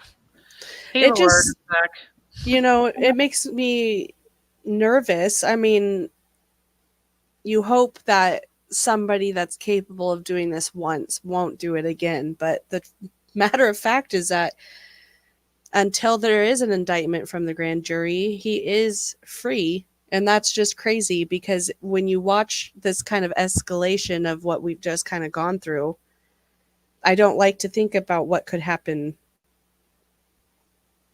again. Right. Or, you know, yeah. So I just hope that the indictments come soon. I know the justice system works slow. Yeah. Yeah, and if Sarah finds out he has some girlfriends. Yeah, that's true. She's gonna roll. She doesn't play good with girls, I don't think. She's got all the guys around. And I know it sounds odd, but I was one of those girls that just hung out with all of the guys. Don't know why, but I was one of those girls too.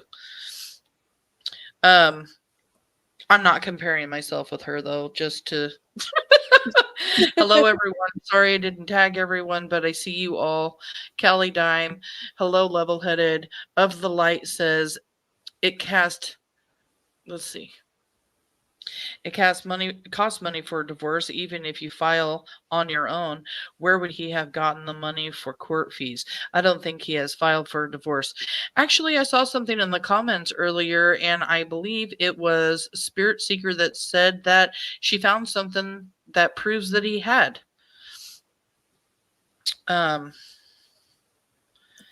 Well, that is interesting because, yeah, I mean, I wonder what they're still talking about in prison if they're filing for divorce from each other. Yeah. I think they're just talking to one another to just make sure and play nicey-nicey so one doesn't roll on the other. Yeah. Because once one of them doesn't hear from the other person, then they can only go, oh my God, what are they thinking? Oh my God, what are they doing? Who are they hanging around? Are they talking to law enforcement? I mean, you have like 1,000 what ifs coming into your brain the moment you don't hear from the person that you just committed the most awful crime with. I mean, really. Right. Mm-hmm. And let's just talk about these horrible crimes, you know. Stacey and the splash pad. He's seen at the splash pad next to Michael's house, and then he's also at 337, and that was between 1 and 3:30.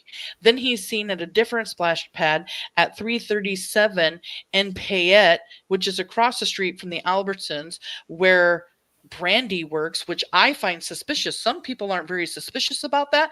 I'm really suspicious about that. That's right next to Brandy's work. It makes me wonder if they planned on taking Michael or not. I don't know why. That makes me feel that way. I mean, he got out of the house on his own. It wasn't like a planned thing, but I don't know. I don't even know where I'm going with it because I can't keep speculating on it. But I just do find it very suspicious that he's at a splash pad near where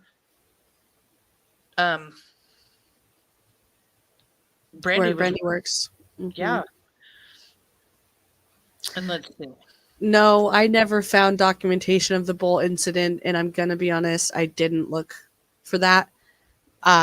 I was just honestly, what made me interested was when I was looking into his background, it was showing me he had a different last name.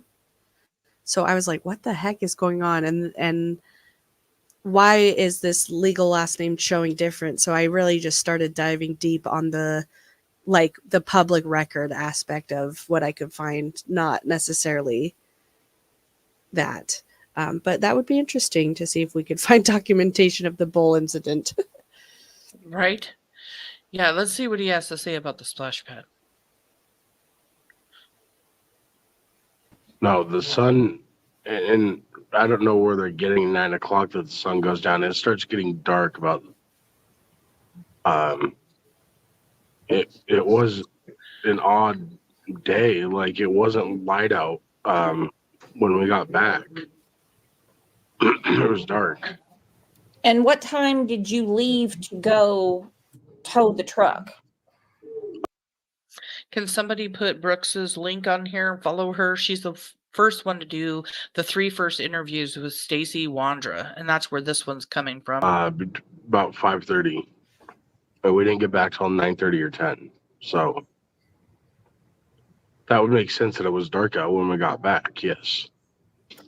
Like I said, we left the house at 5:30 that night. Okay, so the taxi run was at 1:50. Yep. Correct. When were you? The taxi run was at 1, and he agrees with it. But he says in these interviews that he is seen on camera by the police at 1:30 p.m. at the splash pad, right around the corner from their house. Right around the corner.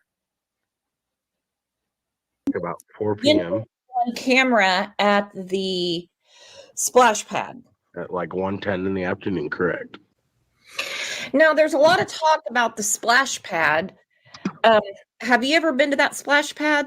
Yeah, so on the way out of my taxi ride, I pulled into the splash pad in the Lexus. I had gotten a phone call from Sarah when I'd left the house. She had asked me, she always calls me whenever I leave I'd stopped at the splash pad because I chewed tobacco. I still chew. And I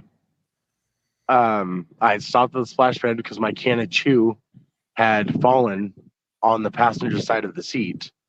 And I couldn't pull off to the side of the road because there was no room to really park. It was right before the stop sign, and you aren't supposed to park by the stop sign or anywhere near it because you're not supposed to by law. So I pulled off to the splash pad for 2 seconds, and I tried reaching over the seat to grab it, but it was on the far side of the floorboard. I don't know if you know what I mean, but it was literally on the far side of the floorboard, and I couldn't reach it. So I got out of the vehicle to go grab the can of chew, and I grabbed it, and then I went back in the car and drove off.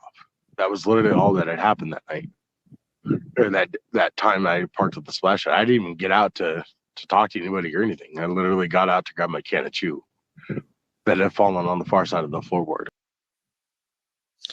You know, how long was he at the splash pad? You got 1 o'clock, he left to go take the taxi call. You got 1:10 that, and then you have police. He's saying that they have him on CCT camera or whatever that's called. And so it's like, there? Was he sitting there for a half an hour? Yeah. Wow. Somebody commented here a little bit above the same speculation that we've kind of thrown back and forth. I wonder if he was watching Michael or if he was just planning to grab any kid that day. Right. And that was the part of the plan. Well, Michael was out of the house, later in the evening time, and this is supposed to be splash pad early in the day. But I mean, he's at another splash pad in Payette at 3:37. What is he doing? And then you have Brandon, who we all think may be Brandon, the picture of the man walking around. We're actually going to save some information that we found on that for another live. But I mean, if that is Brandon, he's seen around there walking around. I mean, yeah, what were they doing? It's just really suspicious. And then you have, Stacey talking about the little boy that he saw and all of the stories that he's changed about this little boy, which is just so friggin' suspicious.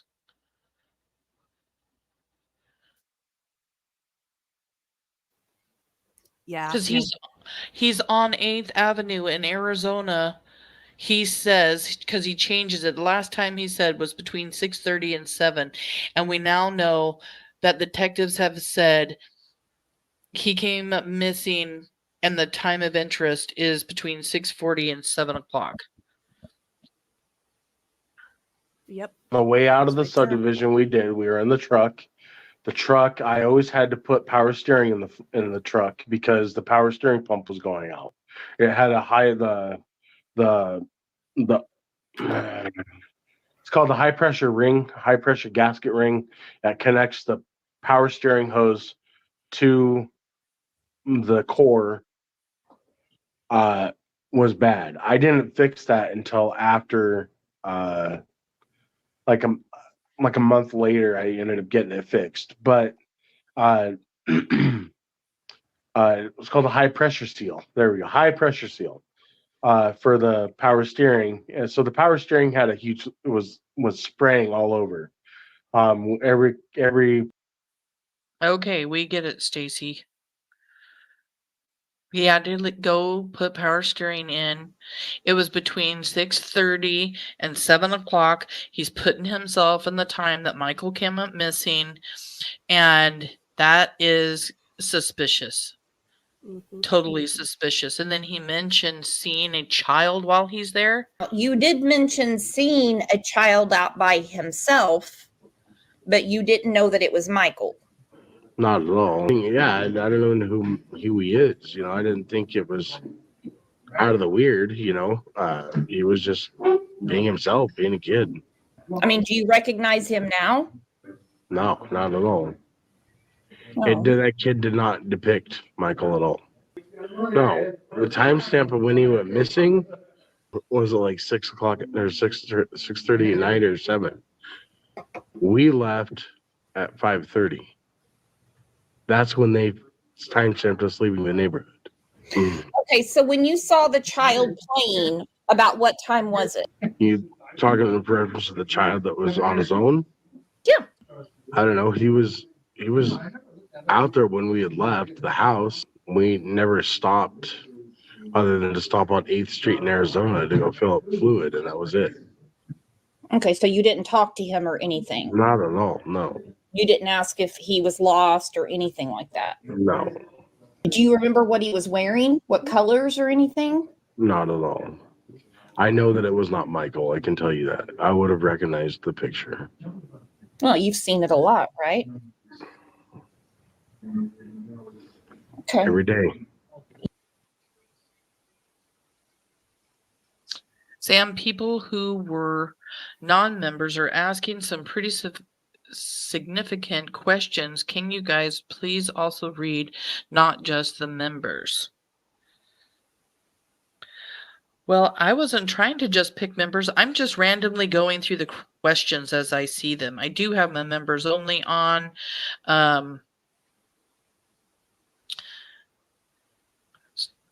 That is why I wonder if it was a coincidence that Stacey was around Brandy's work that same day. That was one of my questions. Yeah, I'm not sure where to even see anybody that's not a members only, because right now I have members only on. Unless somebody can tell me where to look for those comments, because I'm not seeing anything unless you're a member right now. You can't see it on my end of a live. Yep, and I'm sorry, I'm not great at keeping track of it either, because I have to click on a separate tab for some reason to see the comments. And it says nobody is a member. We're all subscribers. Okay, yes, I have subscribers only. There we go. Maybe that's what I did. Did I put members only on when I clicked that? I don't know. Clarence Sluthan just taught me how to do it. I could have very well just put members only and click that instead. Let me see if I can go fix it. And I'll play this video real quick. You guys keep watching him lie about this child he saw. You see the child who you said does not look like Michael. Who was with you? Who was in the truck was Sarah, Brandon, and me. And who pointed out the child that was out? I saw him. I don't know whether they saw him. The hood was up on the truck. But I can tell you that it did not match Michael's description. Who saw the child? Who said there's a child? As far as I know, it was just me. As far as I'm concerned, it was only me. After I shut the hood, he was still out and about. So no, I take that back. No, Sarah did see him. So did Brandon. But we never thought anything different of it, and it was not Michael. Like I keep saying, you know. But when you were putting the power steering fluid in, that was at Southwest 8th in Arizona.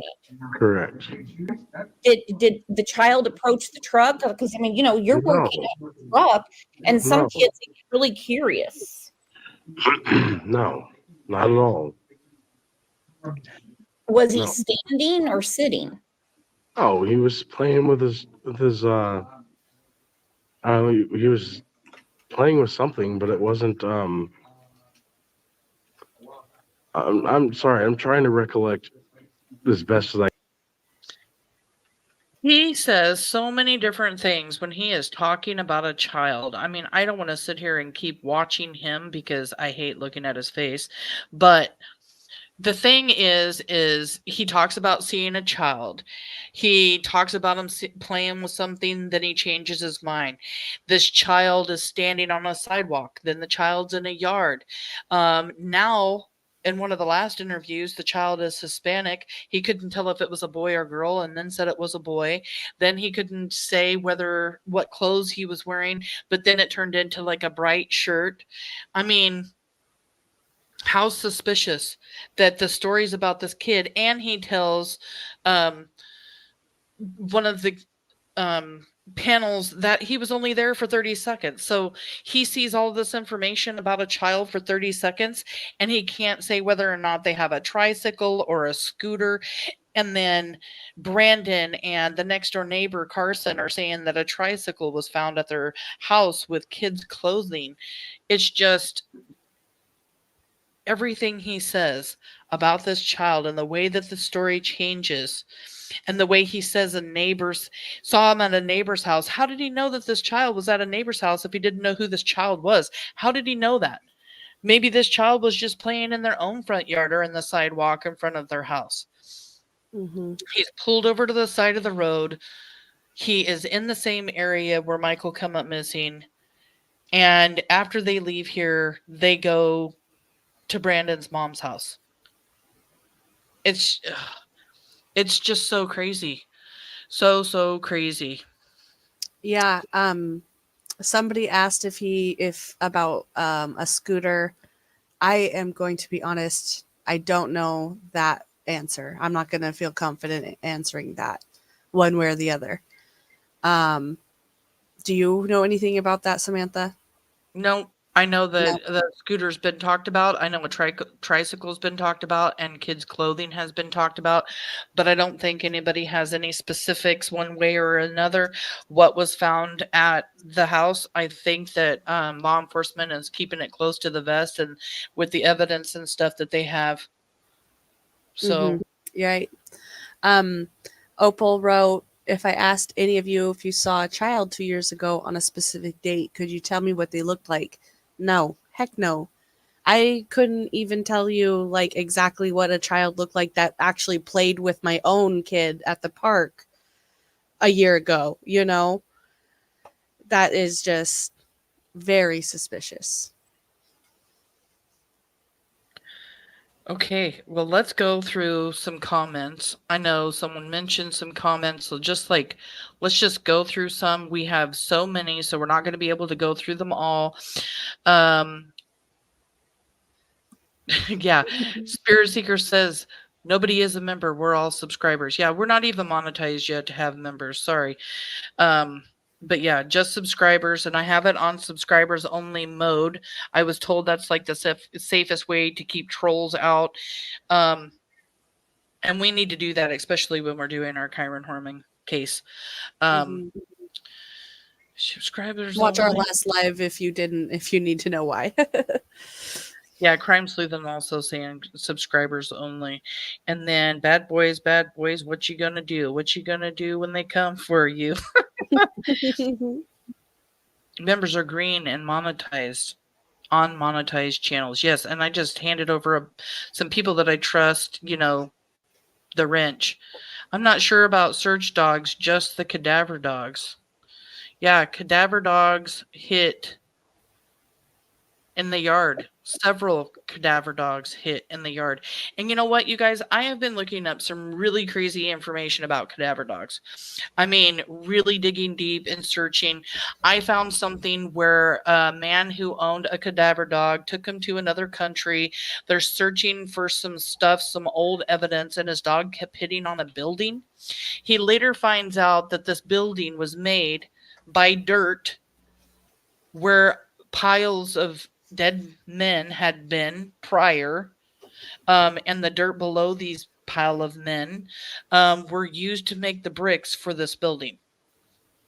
I mean, a cadaver dog smelled this on a building. Wow. Using dirt to make clay to make the bricks of a building. He That's just incredible. could not, for the life of him, figure out why his dog kept hitting on this building. It was like really overwhelming to him. And further investigation, I found out that there are a lot of paleontologists that look for the dinosaurs and dinosaur bones. They use cadaver dogs to find bones that are thousands and thousands and thousands of years old. So, in my opinion, if cadaver dogs are hidden in the backyard at the Wandra's house, something was there. And they say that they have evidence that shows it. Just FYI, I'm going to step away for a minute because I got to go find the thermometer. I'll be back. Poor baby. Okay. Thank you. Swan, no one else in the neighborhood has come forward to say anything about seeing a child or to claim the child. Interesting, in my opinion. That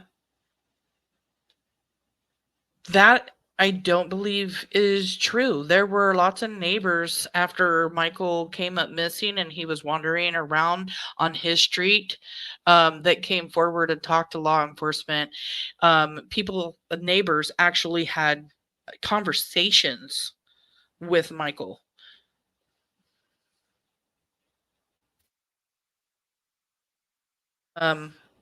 I just have never been here before. Thank you, Rebecca, for subbing. I appreciate you. Thank you for being here so much. Let's see. It's a learning curve. It really is a learning curve. I'm learning so much, like learning how to go through all these hundreds of hundreds of messages.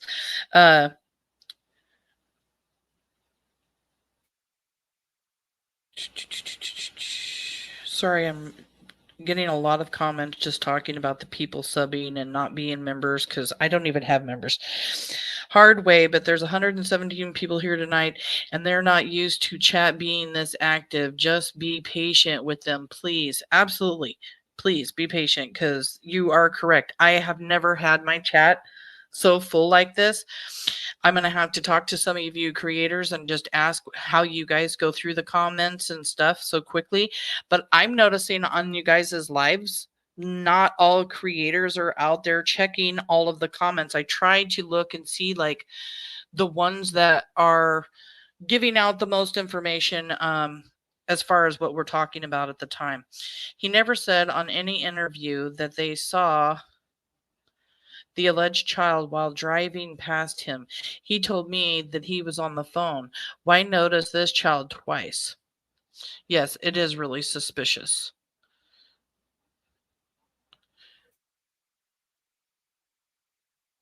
And then let's see. Halo Art. This is one of the largest lives so far, so please have patience. You guys are awesome. Thank you. I mean, before all of this, I didn't really even see any other comments. That's right. He never said he passed the child in any interview. I know. I've watched them all almost three times. Yeah, I've watched them too. I spent over 35 hours going through, and I never heard him saying anything about passing this child either. He made it sound like the child was actually on Arizona Street. I'm back. How's the baby's fever? He's doing okay. He's only at 100, but he did wake up not feeling too great. So just got him back down and something's kicking his butt. Honestly, I think I'm going to take him in tomorrow. I have a feeling it might be maybe something like strep because now he's starting to tell me his throat really hurts and I just looked and I see something back there. So, That's how my throat was for a few days. That's why we haven't done a live, but we haven't seen each other. I'm just saying, I know it's going around. yes. I was going to go to the doctors and everything too, and then I woke up this morning and my throat wasn't hurting so bad. Opal says here, I need to know if I'm just oblivious. If I asked any of you if you saw a child 2 years ago on a specific date, could you tell me what they look like? Nope. Yep. Yeah. It all depends on the situation, actually. I have a very good memory. If something was going on that I don't know, if I was really paying attention, because something in the surroundings was going on and I felt like I needed to pay attention, I would know exactly about that child. If I was just doing something without paying attention at all to anything going on around me, just doing my own thing, I'm not going to be able to tell you anything. For instance, this is my sleuth mind. This is me being a true crimer. I entered the freeway after leaving my daughter's house this last week after we ate dinner. It's dark outside. And I drive by coming onto the exit to get on the freeway. And there is this truck It was a great big truck. It was one of the dually trucks, you know, with the 4 doors.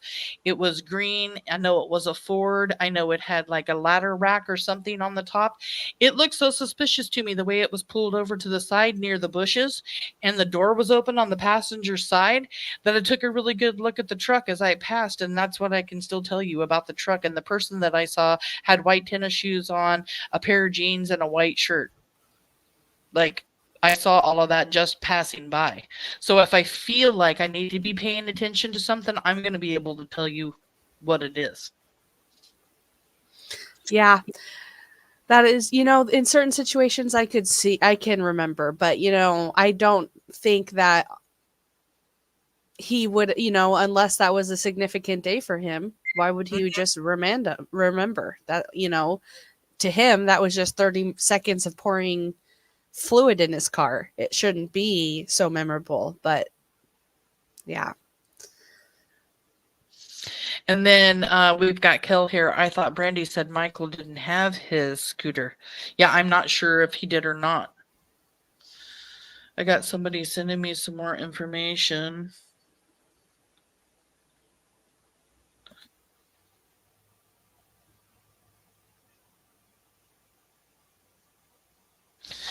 Okay, I'll have to take a look at that because I can't see it. Sounds like 2 vehicles were used. Maybe that white Honda Blue Adventure. His answer was who was in the truck. Yeah, he said that Brandon and Sarah were in the truck. And at first, when he first starts talking about it, he says that he was the only one to see the kid. And then he changes his mind and says that they both saw him too, which I found very suspicious because he goes on and on and on and on about how he's the only one. He's the only one. He's the only one, over and over and over. And then, oh, wait. Oh, yeah. Actually, Sarah and Brandon did see the kid. What? Because he realizes right then that, oh my gosh, I am saying I'm the only one that saw this child. This is going to get me in trouble. So he has to throw other people under the bus. Yeah, he's like, oh crap. You can literally see it in his eyes. Yeah. Oh, I better say we all saw him. He's That's like, how oh wait, they did see him, both Sarah and Brandon. It's like, oh my gosh. Yeah, he does constantly contradict himself, doesn't he, Kelly Dime? In fact, Samantha here suffered through hours of his videos, not only listening, but then having to put them together so we could go over them together. And I just still am like, when she throws up Stacey here on our live, I'm like, wow, you're not sick of it yet. You still can do it. Oh my gosh, the gagging and stuff was just horrible. Batgirl, yes, that's what I said. Stacey, how do you know that wasn't their house? Yeah, he sees this child playing, but refers it to be a neighbor's house. I just found that very suspicious that he's calling it a neighbor's house. Kelly says, he said the child had a toy. Was it big? Was it small? Yeah, and then he goes on to say on other shows that he didn't know if the child had a toy or not. So I don't know. You know, he's just lying. He's just making up stories. But Opal, Ellie has asked about earlier than 2 years later. You know, in that situation, I believe that Stacey, Sarah, and Brandon all know what they were doing. They're just all lying. I think if they saw a child, they definitely would remember it. And I believe this child that they saw that day was Michael. I think if that was their opportunity, I think they had failed throughout the entire day. And, you know, I hate to say the word coincidence, but here's Michael wandering the neighborhood as they're traveling in the neighborhood. As they say, pulling over to put in power steering, which I also call bullshit because I don't think they were putting in power steering. You know, and they're seen on CCTV camera leaving that area that evening, right? So the question better still, like, did that camera pick them up on 8th in Arizona? Yeah. Where were they traveling going down 8th Avenue that day? Where did that camera pick them up?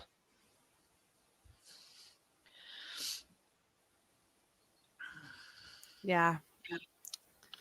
I just heard way back when the Wanderers first came onto the scene, a scooter was brought up. Yes, I've heard scooter being brought up a lot, Batgirl. Opal, I don't even recall what the other kids were wearing when I dropped my kids off at school today. Hmm. Always knew what my kids were wearing to school. I know that's a weird thing, but that's my mind just works that way.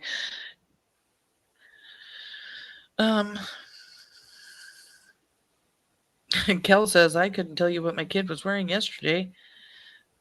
Hot mess. Most people that lie add details that don't mean anything. He has added so many details that originally meant nothing, but absolutely mean a lot now. He knows exactly what he was doing, throwing off Ellie. Yeah, exactly. He just keeps going and keeps going. He's making them chase their tails. We've seen this before.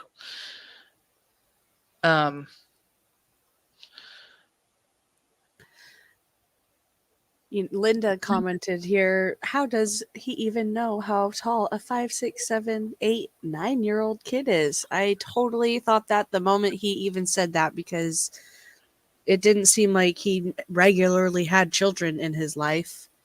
Right? So yeah, I thought that was interesting too. You find any other ones? I'm only able to scroll so far on my computer, and I don't have my phone open. Yeah. Just a nicely done added. I was thinking he may have seen other kids that day and watched them. For whatever reason, he decided not to abduct.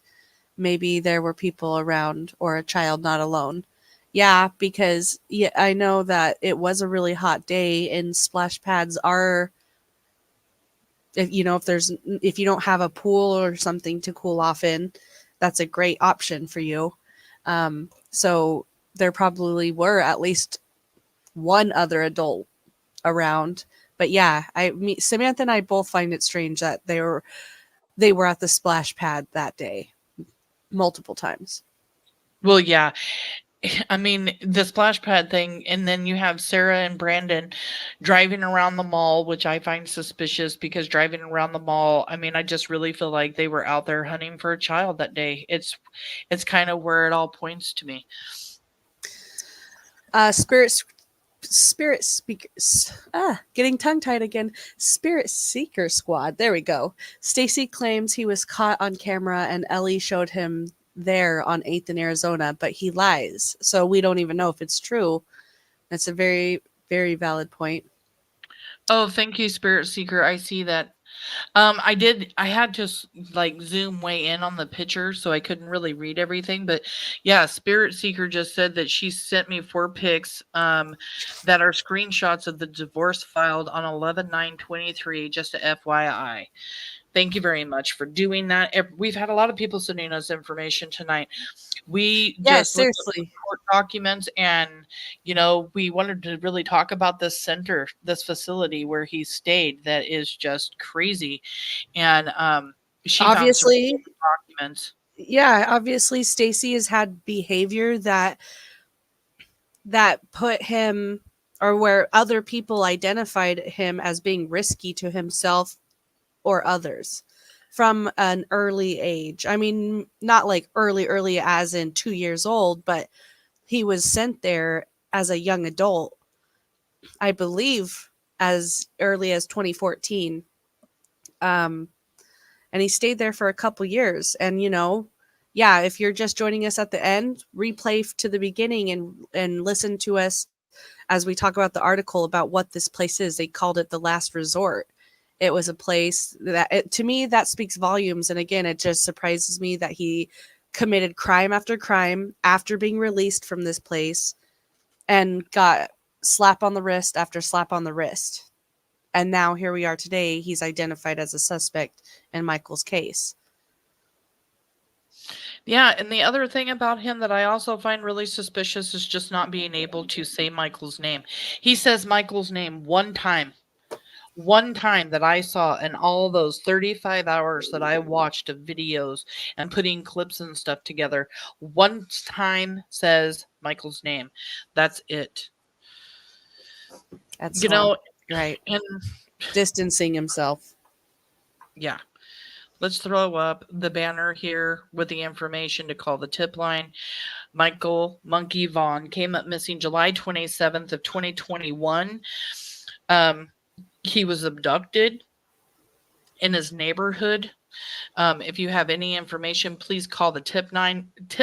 You can remain anonymous. No tip is too small. The telephone number is 208-642-6006. The email is findmichael@fruitland.org. We talk about this all the time, that no tip is too small. Doesn't matter what you saw, what you've been told. Maybe one of the suspects, which is Stacey Wondra, Sarah Wondra, Brandon Shirtliff, or Adrian Lucian, said something to you that you are scared maybe of one of them to say anything. You don't have to be scared. You can be protected. Like I said, you can also call anonymous to the telephone number on the screen. So, please, please, please, if you have any information about Michael Monkey Vaughn, please call the tip line number. Please email. Please do something. These parents are hurting and they really need, they need your help is what they need. They need your help. They need peace.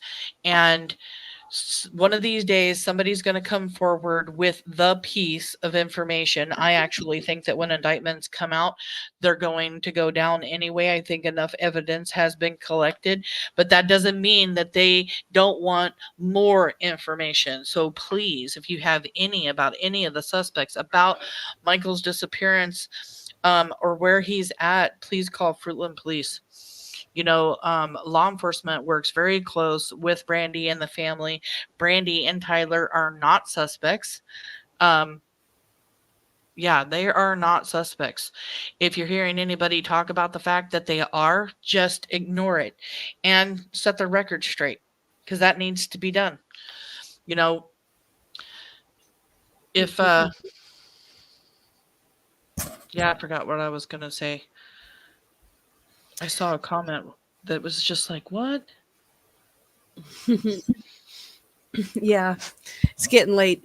But yeah, I agree. Yeah, if you see something that is misinformation like that, then we are all about stopping the spread of misinformation here. And yeah, so. Hot Mess says, in the last 4 months, he has been thrown out of shelters, motels, and people's homes. They all have said he broke things, lied about who he was, and also very dirty and smelly. That is the truth. I think one of the reasons why he keeps getting kicked out of the shelters is because he's not passing his UAs. That's my opinion. I don't know that for a fact, but I know if you're staying at a shelter, you have to take regular UAs, and if you can't pass them, they're going to boot your ass out. Opal always says on the panels, you are important, you are loved, you have a voice, you are valued, you are respected, you matter. Thank you so much, Opal, for just being so loving.